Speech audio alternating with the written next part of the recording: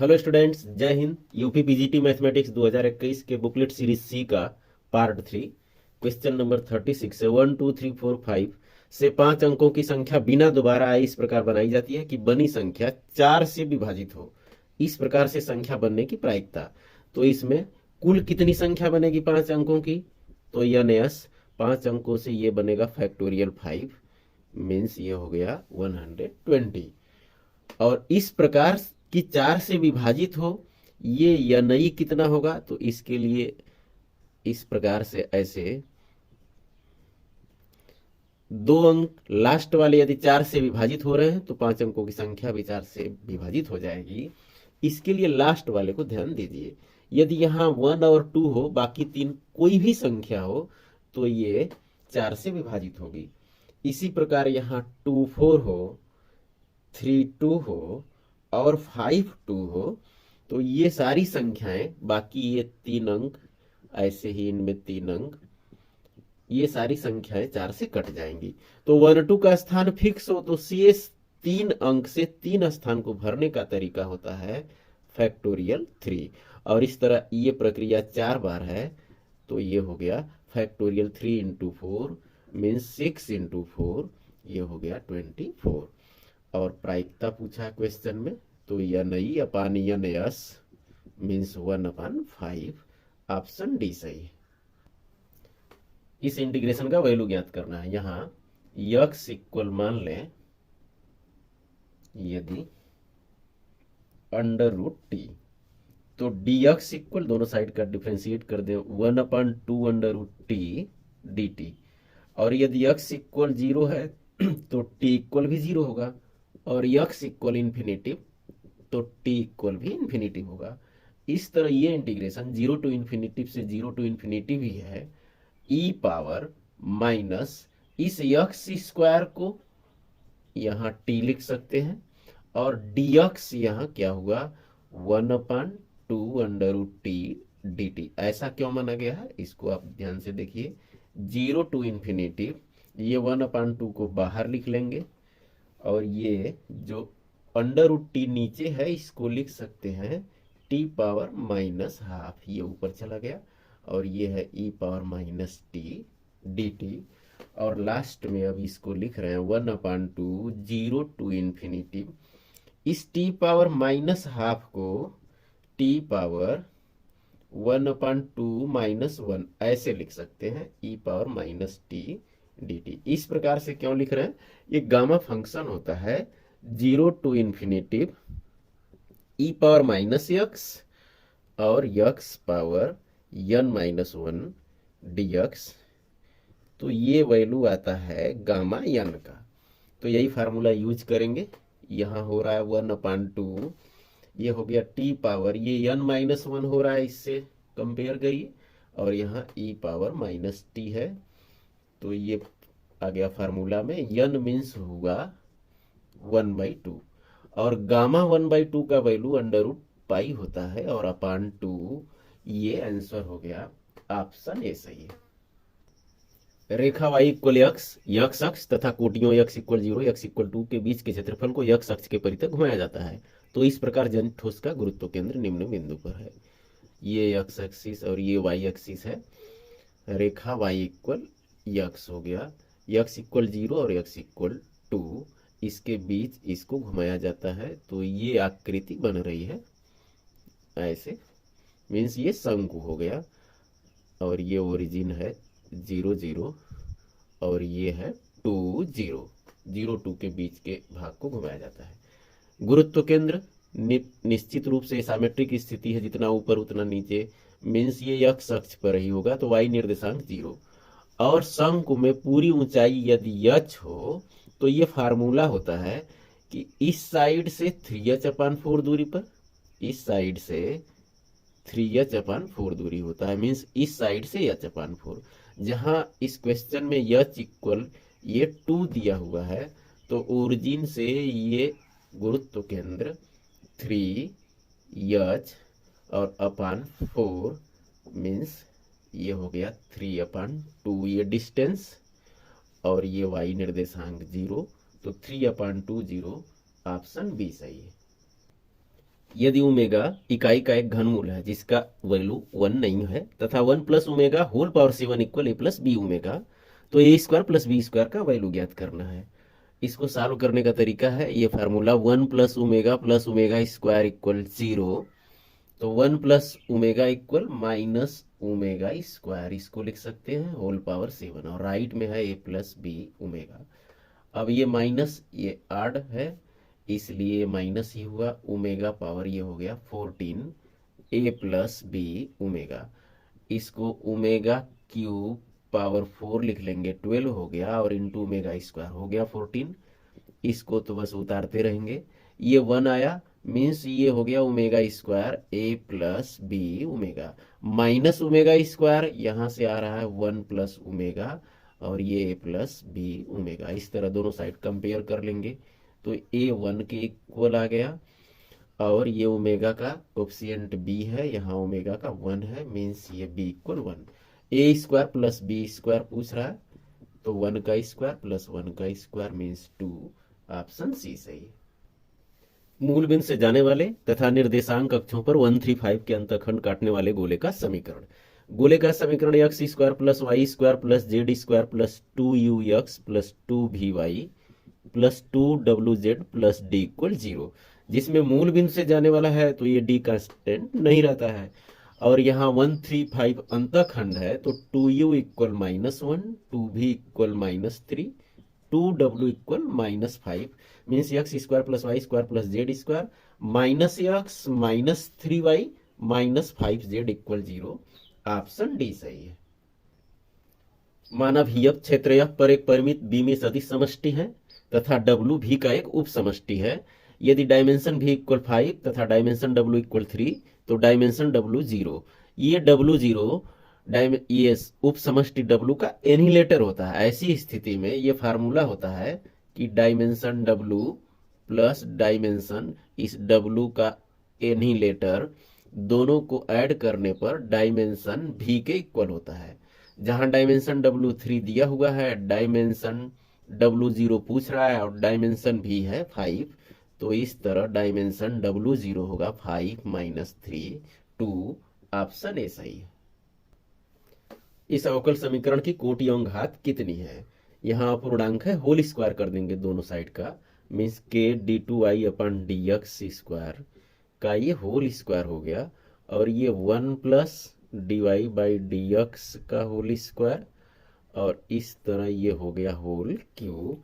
अब सबसे बड़ा डेरिवेटिव 2 है तो ये आर्डर 2 है, इसका आर्डर 2 है, और इसी का जो पावर होता है वही डिग्री होता है, मीन्स यहाँ डिग्री भी 2 है। कोटि 2 घात 2, ऑप्शन बी सही है। Sine hyperbolic x plus i y का वैल्यू क्या होगा? फार्मूला होता है sine hyperbolic x equal minus i sine i x, इसका यूज करेंगे इसमें, तो sine hyperbolic x plus i y equal minus i sine i, x क्या है यहाँ एक्स प्लस आई वाई, और इस तरह माइनस आई साइन आई को अंदर डाल देंगे तो ये होगा आई एक्स और प्लस आई स्क्वायर मीन्स वाई। अब साइन ए माइनस बी फार्मूला से साइन ए कास बी माइनस कास ए साइन बी, ऐसे फार्मूला हो गया। फिर माइनस आई को अब अंदर कर देंगे क्योंकि अभी हल हो चुका है, तो minus i sine i x cos y, और ये माइनस आई माइनस से प्लस आई हो जाएगा, तो i cos i x sine y. अब minus i sine i x, minus i sine i x means sine hyperbolic x लिख सकते हैं, ये कास वाई, और plus i cos i x, ये कास हाइपरबोलिक एक्स का वैल्यू होता है ये, और ये साइन वाई उतार लेंगे मीन्स ये हल हो गया। इसमें sine hyperbolic x cos y plus i cos hyperbolic x sine y, option B सही है। 1 से जाने वाली वक्र जो अवकल समीकरण इतने को संतुष्ट करती है का समीकरण क्या होगा? ये लीनियर इक्वेशन है, यहाँ इंटीग्रेटिंग फैक्टर ज्ञात करेंगे। ये p और q जो होते हैं x के फलन, तो 1/x means e power integration p dx, जहाँ 1/x dx लिख देते हैं। e पावर ये हुआ log x और base e, integrating factor x आ गया। अब y इंटू आई एफ ही होता है, और राइट साइड में x square into I F और ये dx कर लेते हैं। इस तरह एक्स वाई इक्वल ये एक्स क्यूब का एक्स पावर 4/4 हो गया इंटीग्रेशन प्लस सी, ये साल हो गया। अब ये 1 से जा रहा है ये, तो 1 इसमें रख लेंगे, तो 1 इक्वल 1/4 प्लस सी, तो सी इक्वल आ गया 3/4। सी का वैल्यू इसमें रख लें, तो x y equal x power 4/4 plus 3/4, 4 से मल्टीप्लाई कर दें, 4x y equal x power 4 plus 3। Option D सही है। सामान्य रज्जु वक्र का कार्तीय समीकरण, Cartesian equation y equal c cos hyperbolic x/c है। यदि x इक्वल ये सेट है 1 2 3 4, तो x पर परिभाषित संबंध r ये दिया हुआ है। स्वतुल्य सममित संक्रमक कौन है कौन नहीं है। अब 1 2 3 4 में 1 1 2 2 3 3 4 4 चारों है, मीन्स ये स्वतुल्य तो है। सममित के लिए यहाँ देखे 3 2 है तो 2 3 भी है, 2 1 है तो यहाँ 1 2 भी है, और इस तरह ये सममित भी है। संक्रमक की जांच करें, जैसे 3 2 है 2 1 है, मीन्स 3 से 2 का रिलेशन है, 2 से 1 का है, तो यदि 3 से 1 का रिलेशन है तो संक्रमक है, नहीं तो संक्रमक नहीं है। तो यहाँ 3 1 कहीं नहीं है, मीन्स ये संक्रमक नहीं है। तो स्वतुल्य सममित है लेकिन संक्रमक नहीं है। ऑप्शन बी सही है।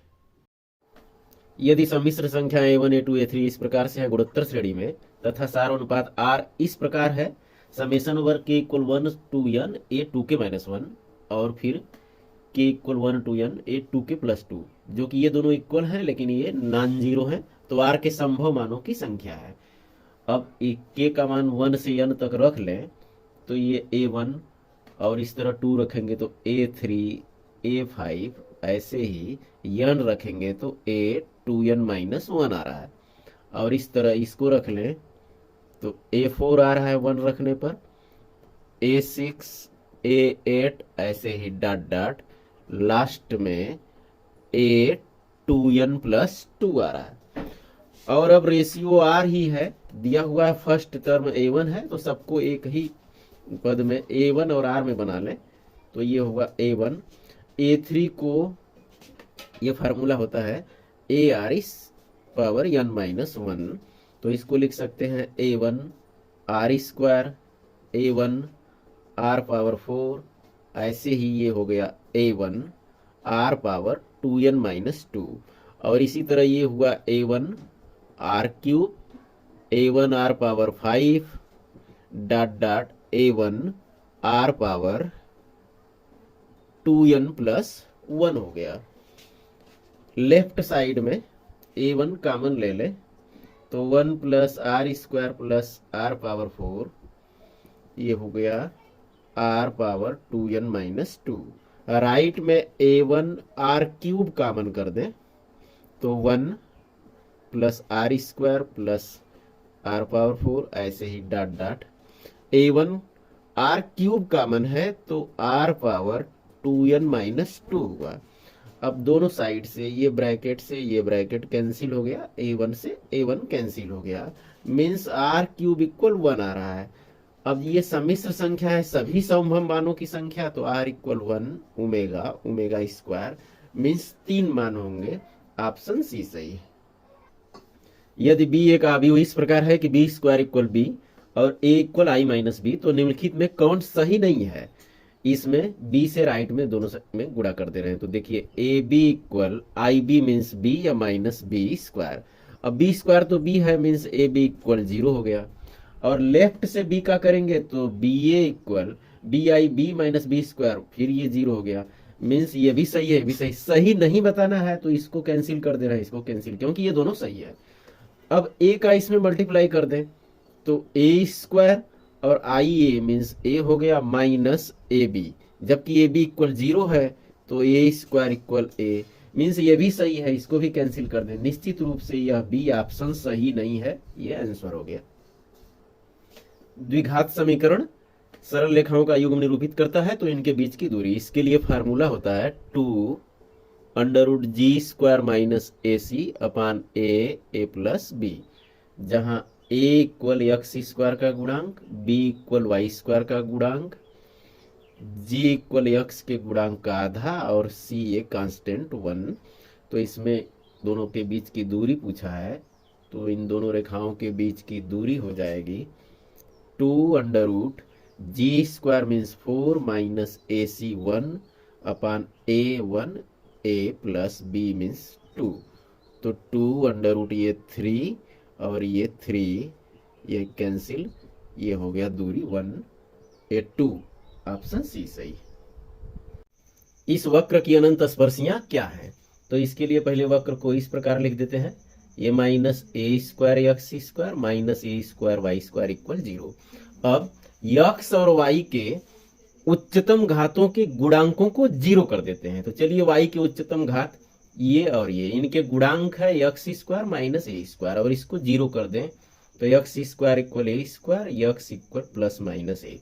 इसी तरह y² माइनस a² आ जाएगा x के उच्चतम घात के लिए यहाँ, और ये y² इक्वल a², तो y equal plus minus a means option D सही है।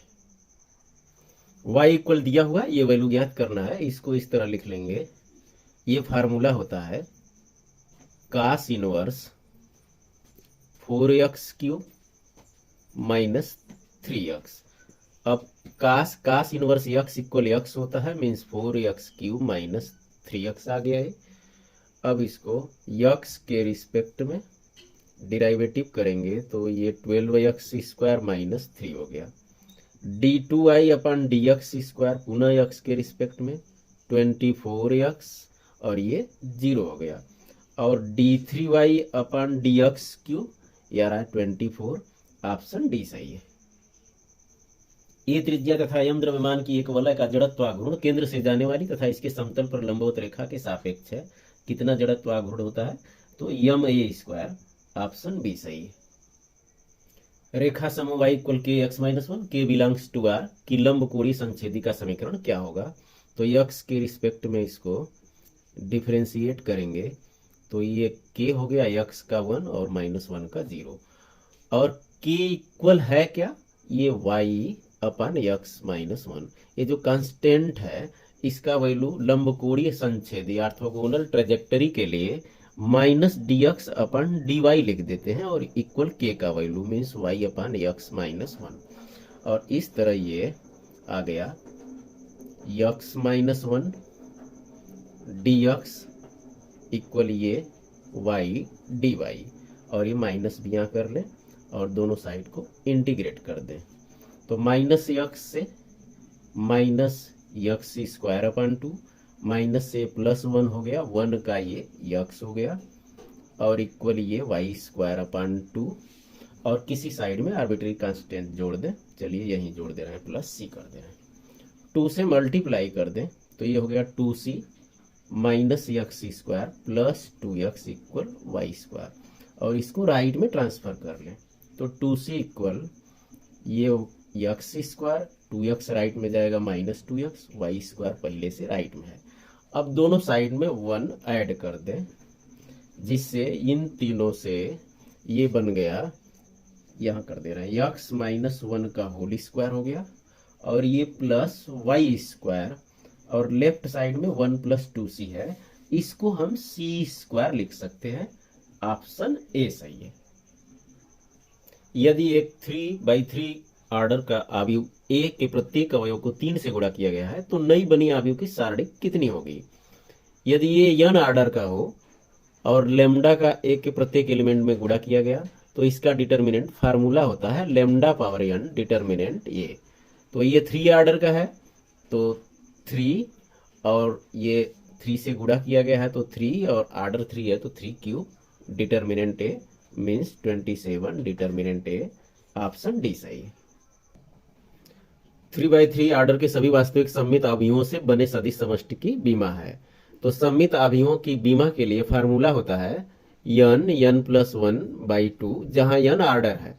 इस क्वेश्चन में 3 आर्डर है, तो ये बीमा होगा 3+1/2 मीन्स 3×4/2, 6 ये डायमेंशन है बीमा। ऑप्शन बी सही है। तो इस तरह यदि सारे क्वेश्चन इजीली समझ में आए हो, कंसेप्ट भी क्लियर हुआ हो, तो शेयर करते रहिए। फिर मिलेंगे नेक्स्ट वीडियो में। जय हिंद।